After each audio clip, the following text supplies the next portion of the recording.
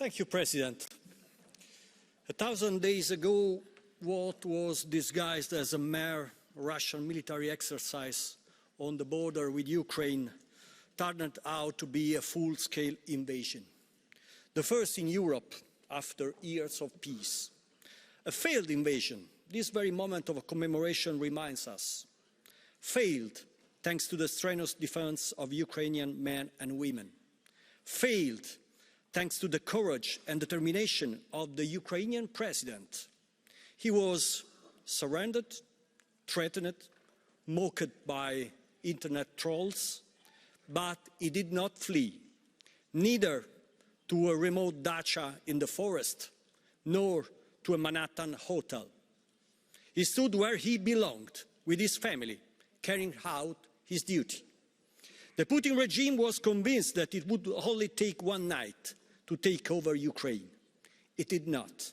Since that day, the Ukrainian people have been enduring under the weight of indiscriminate shelling, targeting civilians, critical infrastructure and everything essential for survival. Since that day, Ukrainian children have been going to school underground.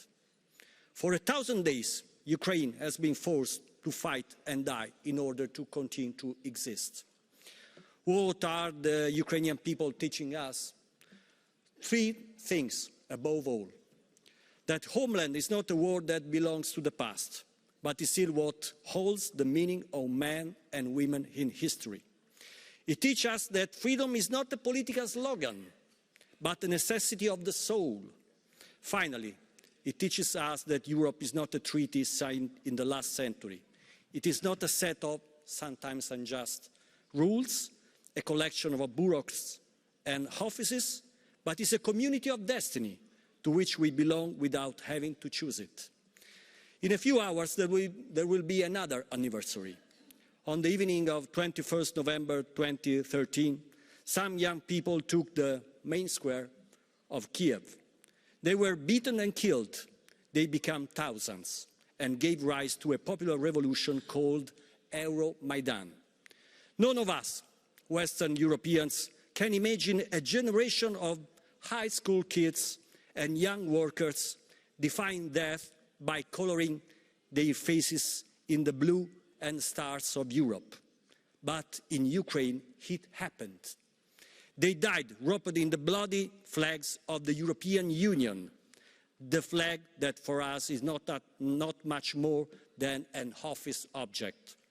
And they died like that under the bells of St. Michael's Monastery, while someone played Chopin on a piano set up on a pile of snow soaked in the blood.